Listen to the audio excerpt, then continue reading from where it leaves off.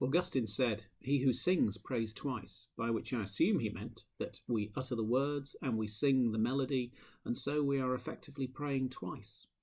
And this emphasis on singing as a part of our prayer and worship is found consistently through the scriptures. And St. Paul, of course, in Colossians and Ephesians, mentions how we are to offer psalms and hymns and spiritual songs to God.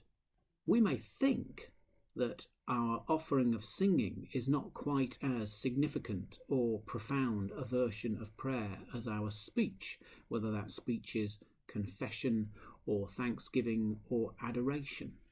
But actually, it's a way in which we can offer emotions and evoke depths that in other ways we simply don't do. What's more, singing may be more foundational to who we are than we have previously thought.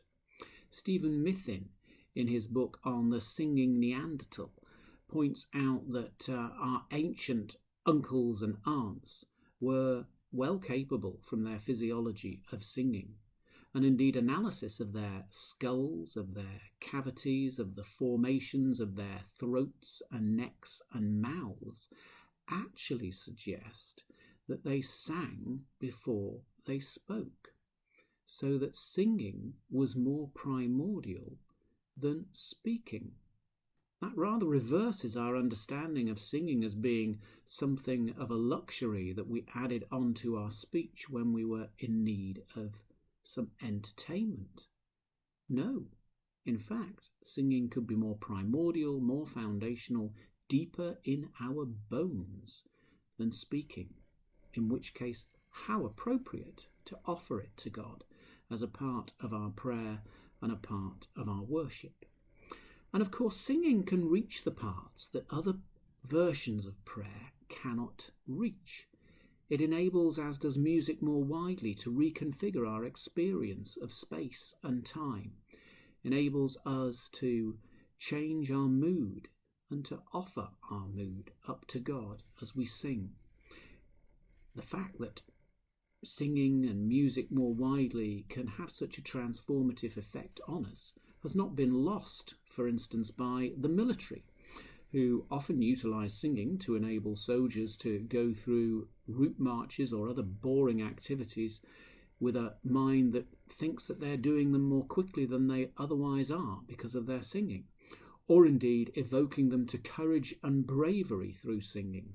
Who can forget in the film Zulu, when thousands of Zulus are descending on Rorke's Drift, the captain instructs his men to sing Men of Harlech, and they find new zeal and new heart in the face of impossible odds. More prosaically, our singing can evoke offerings of gladness or grief or gratitude to God. So let me just give you 3 ways in which singing as prayer might be helpful to us. First of all, in our offering of praise, in our giving worth, in our worshipping. I know that we sing regularly in church, but what about trying, as part of our prayer life, to sing when we are driving on our own, when we are walking, or even under our breath? I know that it means learning the lyrics, but once you've got the melody, that's pretty easy. And as we sing as we pray, it means that we can offer our emotions, offer our memories, offer our hearts and minds up to God to be transformed by God in and through our prayer. It can be good for our worship.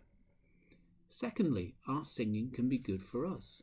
Like so much of prayer, we begin by thinking this is our gift to God, but in fact, it turns out that this is a gift from God to us, to help us to grow, and which is good for us. And we know that singing is good for us. It releases chemicals that enable us to feel happy. It's good for our lung health. It burns calories.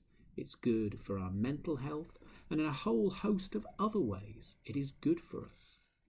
So good for our worship, good for us, and also good for our discipleship. Some of the lyrics of hymns can actually help us in our understanding of the faith and our conviction about the faith. Take that gospel song, I'll Fly Away. One glad morning when this life is over, I'll fly away. I'll fly away. That's how it goes. But when you stop and think about those words, one glad morning, it's a total reframing of death, not as the worst and terrible thing that can happen to us, but as the portal to a more wondrous existence.